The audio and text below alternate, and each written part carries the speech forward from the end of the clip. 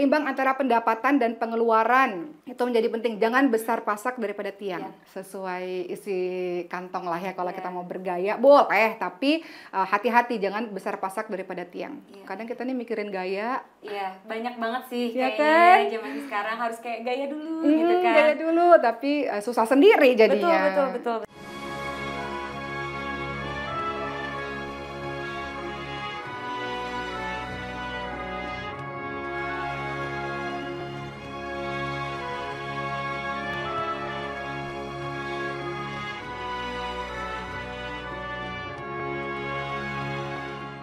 Jadi kita bisa lihat bahwa Rasulullah SAW juga berjaga-jaga, tidak meninggalkan keluarganya dalam keadaan yang lemah. Seperti itu. Setuju nggak sih? Setuju lah, aku sekarang setuju Jangan udah punya tabungan untuk anak nanti kah? Iya, betul. Ada pasti. Maksudnya itu tuh kayak udah jangka panjang yang tadi Toki bilang.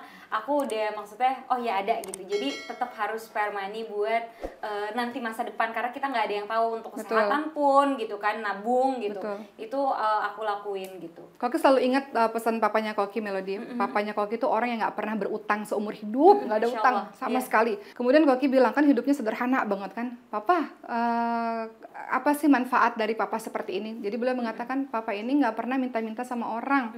Jadi kalau terjadi apa-apa, kenapa kita harus ada simpenan? Karena selalu tangan di atas lebih baik daripada tangan di bawah. Dan kalau terjadi apa-apa, kita nggak ngerepotin orang. Nggak menjadi beban untuk orang, nggak utang-utang ke orang katanya. Jadi itu di situ Koki mikir, iya sih bener-bener ya. Kita sedekah harus, tapi kita untuk mempersiapkan diri supaya nggak minta-minta sama orang. Iya betul, setuju banget. Aku juga ada yang mau tanya nih Koki. Apa tuh? Masalah rumah tangga juga ya, masih ya, nggak apa-apa ya Koki. Nggak apa-apa dong. Kan misalnya sebaiknya nih ya, seperti apa sih istri itu mengatur keuangan, atau misalnya istri yang memegang uang keluarga seutuhnya gitu. Itu tuh apakah jadi sepenuhnya terserah istri gitu, atau yang tadi diceritain harus izin dulu, apa-apa harus izin, atau boleh kita atur semau kita gitu? Oke, kita lihat bagaimana Rasulullah mengelola keuangannya ya. Jadi ada beberapa poin yang dilakukan kalau kita mau merujuk bagaimana Islam mengajarkan kita untuk mengelola keuangan. Yang pertama adalah kita harus membuat prioritas keuangan keluarga. Apa yang menjadi prioritas? Tadi prioritas salah satunya adalah sedekah. Betul. Zakat juga, zakat, sedekah itu jadi prioritas. Artinya bukan harta sisa, bukan receh-receh. Betul. Jadi yang prioritas itu zakat. Kemudian tabungan, saving kayak tadi kata papanya Koki. Jadi kalau ada apa-apa jangan minta-minta sama orang gitu. Jangan susah menjadi beban bagi orang lain. Jadi jangan jadi parasit bagi orang lain. Jadi tetap harus ada saving. Yang kalau saving ya masing-masing kita yang paling paham lah tentang keadaan keuangan kita. Kemudian hutang itu juga prioritas, harus segera dilunasi kalau ada. Kemudian belanja kebutuhan rumah tangganya seperti apa. Jadi kita harus tahu dulu skala prioritasnya seperti apa. Kemudian yang kedua, mengelola keuangan dengan hemat dan sederhana. Kita tahu bahwa Rasulullah SAW menjalankan kehidupannya dengan sederhana. Sederhana bukan berarti nggak bisa makan juga sih. Iya. Sederhana itu dia mampu dalam memenuhi kebutuhan hidupnya sesuai kebutuhan. Bukan cukup. Bukan keinginan. Kalau ingin kayaknya banyak banget. Kayaknya apa aja ingin. Kemudian yang ketiga yang dilakukan oleh Rasulullah SAW ini menjadi para sahabat-sahabat juga melakukan ini. Pengelolaan keuangan, istri itu boleh membantu keuangan suami. Yang tadi Koki bilang ceritanya Zainab radhiyallahu anha membantu keuangan sang suami Ibnu Mas'ud radhiyallahu anhu, ini termasuk dalam ta'awanu 'alal birri wat taqwa. Saling tolong menolong dalam kebaikan dan takwa.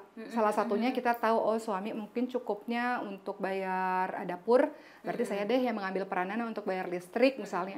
Oh suami misalnya cukup bayarin mbak, saya deh yang bayarin bensin. Itu bagian dari wa ta'awanu 'alal birri wat taqwa. Kita saling tolong menolong dalam kebaikan dan takwa. Jadi jangan sibuk nolong orang lain, di rumah perhatiin dulu nih. Keadaan yang terdekat dulu nih, di rumah seperti apa, atau keluarga seperti apa, orang tua seperti apa, itu yang paling utama. Kemudian yang keempat, ini juga penting, seimbang antara pendapatan dan pengeluaran. Itu menjadi penting. Jangan besar pasak daripada tiang. Sesuai isi kantong lah ya kalau kita mau bergaya. Boleh, tapi hati-hati jangan besar pasak daripada tiang. Kadang kita nih mikirin gaya. Iya, banyak banget sih kayaknya zaman sekarang harus kayak gaya dulu gitu kan. Gaya dulu, tapi susah sendiri jadinya. Betul. Jadi minta-minta dan sebagainya itu juga kita harus memikirkan tentang itu. Kemudian yang kelima yang harus diperhatikan juga untuk para istri, kalau teman-teman mengelola keuangan misalnya, harus bersikap pertengahan dalam berbelanja. Jangan terlalu kikir, jangan terlalu pelit. refreshing boleh kok sekali-kali, jangan pelit-pelit banget misalnya gitu. Boleh kok sesekali, misalnya kita mau makan enak di restoran boleh kok sesekali gitu. Tapi jangan juga terlalu boros. Ingat semua barang yang kita miliki itu semuanya ada hisapnya. Tuh tas branded tuh yang berjejer-jejer. Dihisap oleh Allah Subhanahu wa taala.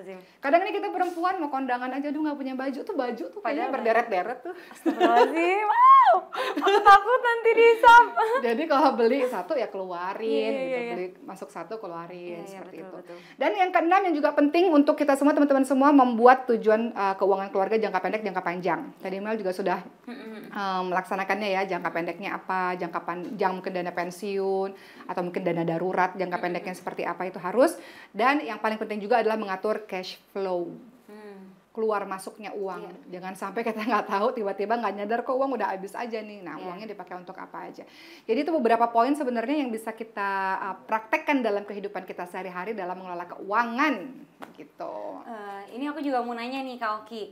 Ini tuh lumayan sering banget ditanyain nih. Saat istri harus memenuhi kebutuhan orang tuanya nih, itu harus izin suami nggak sih? Selagi pakai duitnya suami, ya pastinya harus izin suami. Jangankan orang tua, siapapun lah. Kalau kita mau sedekah, tadi yang Koki bilang, tetap harus dari izinnya suami. Tapi suami yang solih, suami yang baik tentu mau istrinya berbakti kepada ibunya. Suami yang solih tahu bahwa mertua juga adalah ibunya.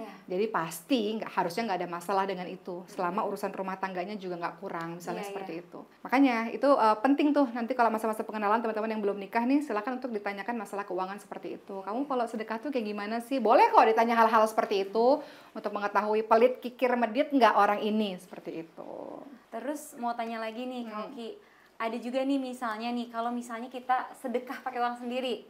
Nah, kalau itu perlu izin atau enggak sih sama suami? 100% itu kan haknya kita ya. Oke, kita juga nggak perlu ngasih tahu sih sama suami sebenarnya. Apalagi buat sedekah ya sebenarnya ya. Apalagi buat sedekah.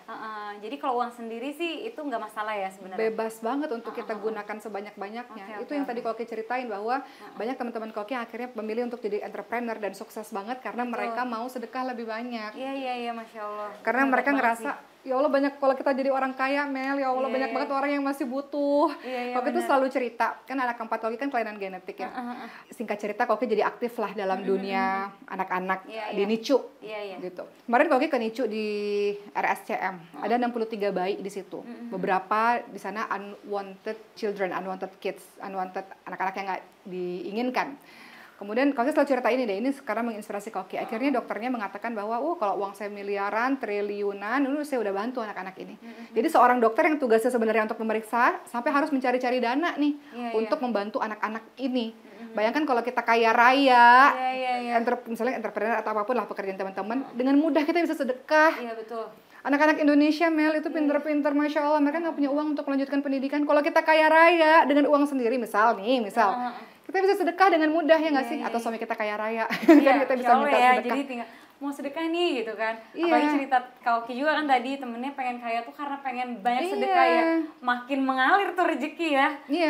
Jadi kalau kayak Mel nih, misalnya Mel bekerja, salah satu niatnya diselipin deh supaya lebih banyak untuk bersedekah. Itu insya Allah mudah-mudahan lancarkan rezekinya. Karena nggak mikir untuk diri sendiri. Iya, kan? betul. Ada banyak orang yang membutuhkan perantaranya Melody seperti itu. Terus aku mau tanya lagi nih Kak Oki, tips nih misalnya biar kita tuh nggak arogan atau misalnya kita nggak egois gitu, dimana one day gitu kan pasti ada masanya orang tuh di atas sama di bawah. Betul. Tapi dalam rumah tangga kan misalnya dua-duanya berkarir, misal nih ya, kalau biar nggak arogan atau egois di saat penghasilan istri lebih besar dari suami itu gimana sih? Sebenarnya back to tujuan pernikahan sih. Engkau menikah itu tujuannya apa? Biasanya kalau kita lagi mau kondangan, kita dapat kartu undangan kan? Arum 21. Tulisannya litaskunu ilaiha wa ja'ala bainakum mawaddatan wa rahmah. Jadi tujuan pernikahan itu sakinah mawaddah wa rahmah. Sakinah penuh dengan ketenangan, penuh dengan rasa cinta, penuh dengan kasih sayang. Sehingga ketika terjadi apa apa-apa dalam urusan rumah tangga kan ujian banyak ya. Kadang finansial, kadang orang ketiga, kadang komunikasi, kadang KDRT juga ada, verbal maupun fisik, seksual maupun finansial tuh kekerasan juga. Amit-amit. Sehingga ketika kita back to litaskunu ilaihi wa ja'ala bainakum mawaddatan wa rahmah, sakinah mawaddah wa rahmah, maka kita berjuang sekuat tenaga untuk bisa menciptakan keluarga yang seperti itu. Artinya, kalau seandainya kita udah mulai ngerasa tinggi nih, karena kerjaan saya lebih bagus kok daripada suami saya, gaji saya lebih tinggi kok daripada suami saya, betul, engkau di luar hebat, tapi engkau pulang ke rumah adalah istrinya beliau loh. Tetap engkau adalah seorang makmum loh, dan dia seorang imam loh. Yang artinya harus ada tunduk, menundukkan diri, gitu ya. Makmum menundukkan diri kepada sang suami, seperti itu. Karena tadi memangnya mau apa sih? Kan kita ingin kehidupan kita kan bahagia, tentram, tenang. Kehidupannya kan seperti itu. Jadi ya harus banyak-banyak sabar, banyak-banyak memaklumi, banyak-banyak toleransi, banyak-banyak memaafkan, seperti itu. Karena kalau kita selalu bilang begini, yang menyebabkan perceraian bukan gaji istri lebih tinggi, bukan. Yang menyebabkan perceraian ketika istri menjadi sombong karena merasa lebih tinggi daripada suami dan merasa nggak butuh suami lagi. Itu masalahnya. Istri gajinya tinggi nggak masalah. Yang masalah kalau udah mulai sombong di depan suaminya, itu yang jadi masalah. Seperti itu. Jadi wahai para istri, engkau juga bisa bekerja karena ridho dari suamimu. Iya, benar. Kalau suami Melody bilang nggak boleh di rumah terus, ya pasti Melody juga nggak bisa ngapa-ngapain kan. Work from home lah bisa. Ketemu main juga jangan ya. Oh ya berarti di rumah. Iya, kayak gitu. Kalau aku mainnya boleh. Kita ini bahas sebenarnya yang paling bagus kita sebenarnya mendatangkan ahli keuangan mungkin ya, manajemen family planning financial planning harusnya pada hari ini, karena Koki juga nggak pakar dalam bidang keuangan, tapi setidaknya kita sama-sama paham bahwa mempersiapkan diri untuk menghadapi kehidupan yang kita nggak tahu di masa yang akan datang itu adalah sebuah kebaikan untuk diri kita. Lagi-lagi tadi Mel mengatakan Mel memiliki harta sendiri, alhamdulillah. Dengan memiliki harta sendiri, Mel juga sudah pos-pos di mana-mana saja untuk kehidupan yang akan datang, dan juga Masya Allah kita belajar bagaimana mereka menjalankan kehidupan rumah tangga yang wa ta'awanu 'alal birri wat taqwa. Mereka saling tolong-menolong. Nggak ada yang mengatakan, suami nggak mengatakan, oh kamu udah kaya, saya nggak usah kasih nafkah. Nggak begitu. Suami menjalankan kewajibannya. Pun Mel juga membantu sang suami dengan bagian dari tolong-menolong dalam keluarga. Kita saling tolong-menolong, tidak hanya kepada orang lain di luar sana, tapi juga dalam rumah tangga sendiri. Closing statement dari Melody untuk membangun keluarga yang sakinah mawaddah warahmah. Kalau kita tahu dalam 3 tahun menikah banyak naik turunnya, dan ujiannya juga besar karena setiap rumah tangga punya ujiannya masing-masing.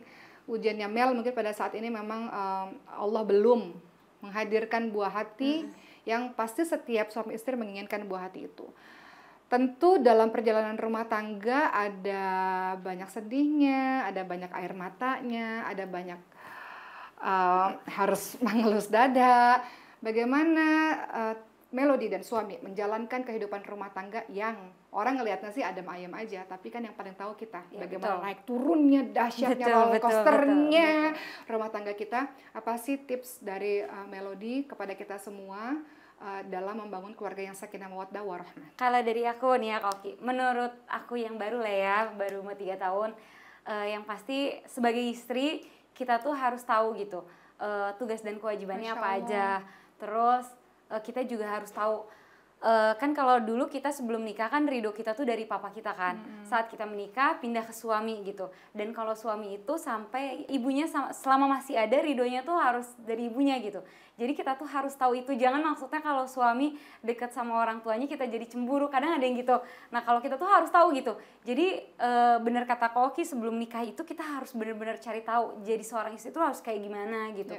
Kita harus dalamin dalam Islam tuh seperti apa gitu. Jangan sampai pas udah menikah baru belajar gitu. Jadi nanti kita kayak meraba-raba. Jadi dari sebelumnya kita tuh emang harus udah cari tahu gitu. Walau kadang-kadang aku juga pas baru nikah, oh ternyata seperti ini. Nah jangan sampai seperti itu sebenarnya. Cuman balik lagi, namanya rumah tangga kan berdua gitu. Jadi kita nggak boleh egois gitu. Jadi kita harus saling tolong-menolong gitu. Terus harus bisa memilah-milih yang menjadi prioritas atau keinginan. Terus kritik dari orang luar, terutama misalnya dari orang tua, kita sebaik-baiknya tuh yang tahu rumah tangga kita adalah kita sendiri gitu. Itu tuh bagaimana kita menyikapi terhadap orang tua juga gitu. Kadang kan misalnya ada, ini bukan aku ya misalnya Kak Oki, tapi misalnya teman-teman yang lain gitu. Misalnya ada yang orang tuanya ikut campur atau gimana, tapi kan sebaik-baiknya kita gitu yang menghadapi orang tua kita sendiri gitu loh. Jangan malah dia menceritakan aibnya ke orang lain gitu loh.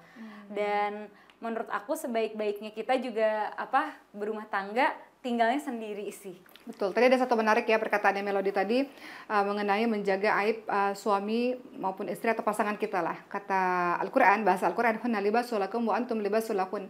Jadi pasangan kita itu sebenarnya adalah pakaian bagi diri kita. Ya, pakaian itu fungsinya apa? Menutup kekurangan, menutup aib, menutup kejelekan-kejelekan. Itu yang semestinya kita lakukan sebagai pasangan suami istri. Kalau kita kaitkan dengan tema kita pada hari ini, apapun yang terjadi, contoh, salah satunya dalam keadaan finansial keluarga kita kah, misalnya ada loh qadarullah yang memang suaminya udah berusaha tapi nggak bisa, atau suaminya di PHK, atau suaminya sakit, terkadang istri yang mengambil alih. Dan itu hebat, luar biasa, Masya Allah teman-teman sekalian. Tapi tetap tugas seorang istri adalah jangan sampai mengeluarkan aib ke depan banyak orang. Oh, suami saya udah nggak mampu lagi. Oh, suami saya tidak menafkahi saya 100%. Sebisa mungkin kita minta pertolongan dari Allah Subhanahu Wa Taala. Pada saat teman-teman perempuan yang bisa bekerja karena suami tadi ya, bukan karena malas, beda lagi nih, karena sakit atau mungkin karena di PHK, karena berjuang tapi juga belum cukup, maka kita yang bisa membantu dan kita besarkan hati suami dan besarkan puji-puji suami kita di depan banyak orang. Iya, Masya Allah. Bukan justru membuka aib kekurangan dalam rumah tangga kita. Seperti itu mungkin teman-teman sekalian, semoga pertemuan kita pada hari ini ya, kita belajar dari Melody, bagaimana beliau mengelola keuangannya, bagaimana beliau juga seorang wanita yang bekerja, tapi juga paham akan tugasnya sebagai seorang istri. Semoga teman-teman semua mendapatkan sebuah inspirasi, sebuah kebaikan, dan semoga Allah jaga kita, jaga keluarga kita. Amin. Allah tolong bagi teman-teman yang punya masalah finansial, Allah tolong bagi teman-teman yang punya masalah KDRT, mungkin dalam rumah tangga. Aduh, amit-amit ya, jangan sampai. Ada juga di antara kita atau orang ketiga atau komunikasi yang tidak lancar, Allah tolong semuanya sehingga keluarga kita sakinah mawaddah warahmah. Amin ya Allah. Insyaallah.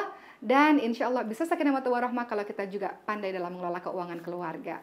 Baik, Melody, terima kasih. Terima kasih banyak sudah cerita banyak ya tema kita. Aku juga makasih loh.